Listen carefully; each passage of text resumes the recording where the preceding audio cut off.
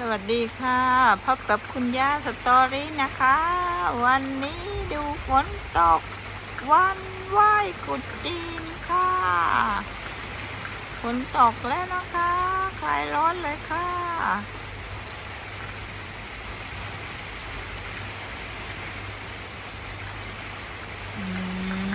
ไม่เห็นภูเขาแล้วภูเขามีแต่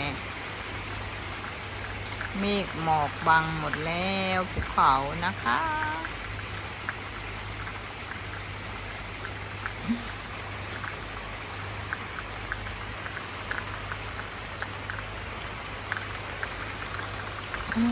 ดูลักษณะเมฆหมอกฝนวันนี้นะคะ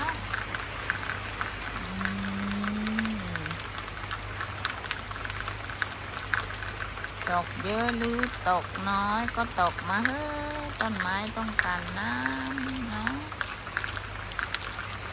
ชาวสวนต้องการน้ำนะคะเราเองก็ต้องการน้ำนะถ้าน้ำในบ่อมันแห้งก็ลำบากต้องใช้บ่อบาดาล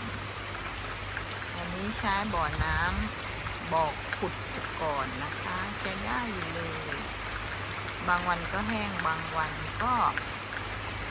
ใช้ได้ดีเป็นทั้งวันทั้งคืนบางวันหยุดประมาณ1 ชั่วโมง2 ชั่วโมงก็มีน้ำขึ้นมาอีกบ่อขุด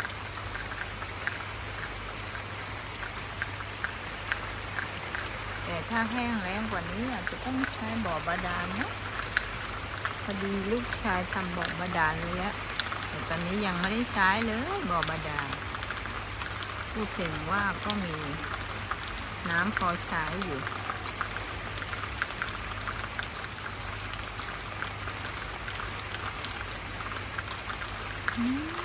พอเห็นความชุ่มชื้นหน่อยนะนกบินมาอยู่ที่ต้นทุเรียนหายไปไหนแล้วเมื่อกี้เห็นหน้านกบินมาหายไปไหนแล้วล่ะนกเอ๋ยหายไปไหนแล้ว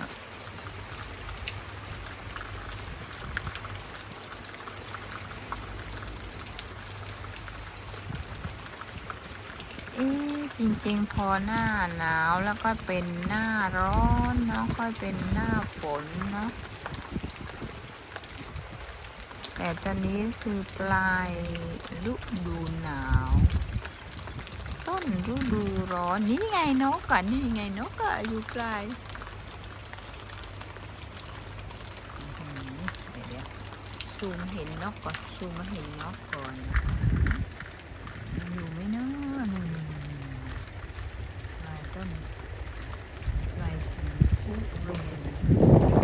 ยอดของทุเรียนไม่น่าเชื่อนกเลี้ยงตัวเองได้ดีแล้วบนยอดทุเรียน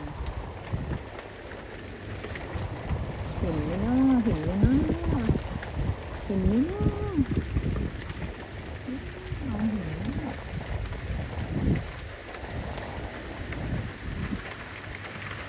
อ๋อไม่เห็นนะมองใบไม้เด็กที่เรียนในบัง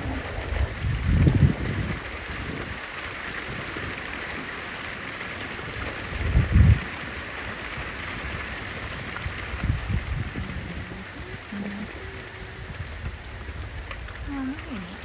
มองทางนี้เห็นไหมมองตรงนี้น่าจะเห็นนะ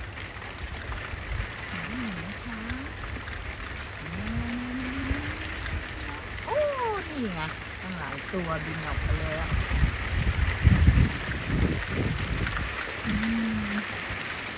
บินไปแล้วเวลาเขาจะบินก็บินอย่างรวดเร็วนะถ่ายไม่ทันนะชุ่มฉ่ำดีจังโหร้อนมาหลายวันวันนี้ไม่ร้อนแล้วตอนบ่ายไม่ร้อนแล้วมีฝนตกให้แล้วสบายชุ่มฉ่ำแล้วต้นไม้ต้นทุเรียนก็ไม่ต้องรดน้ำแล้ววันนี้นะดีจังเลยแต่วันนี้ฝน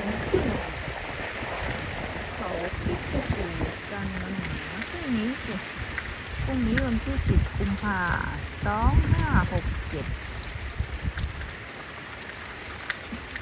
นมัสการรอยพระพุทธบาทพวงอำเภอเขาคิชกูฏจังหวัดจันทบุรีนะพรุ่งนี้นะเริ่มวันพรุ่งนี้นะ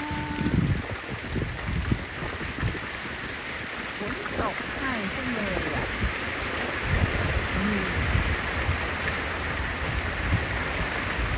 ภูเขาคิชกูฏนี่อยู่ตรงหน้านี่แหละอยู่ตรงหน้านี่แหละแต่ว่าฝนตกและมองไม่เห็นภูเขาเลยฝนตกและมองไม่เห็นภูเขาเลยภูเขาคิชกูฏเราขึ้นนมัสการรอยพระพุทธบาทเขาคิชกูฏกันวันนี้ฝนตกเป็นละอองฝน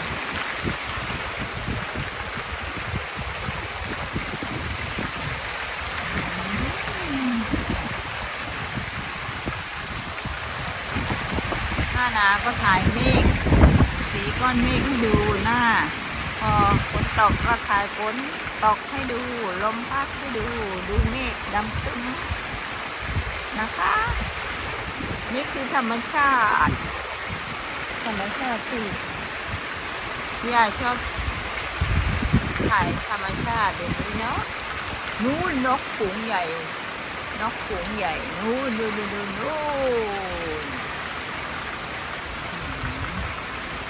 นก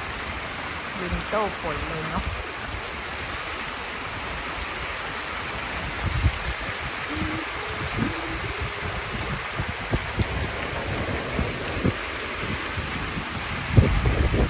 วันนี้เป็นวันไหว้ตรุษจีนฝนตกให้ชุ่มฉ่ำชื่นใจเลยขอให้ทุกคนโชคดีมีความสุขนะคะ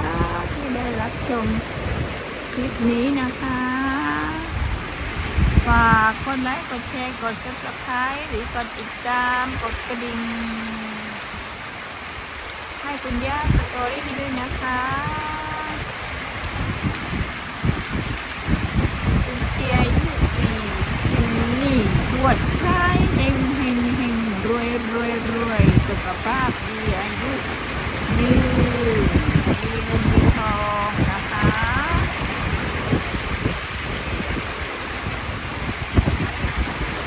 สุขภาพร่างกายแข็งแรงนะคะปลอดภัย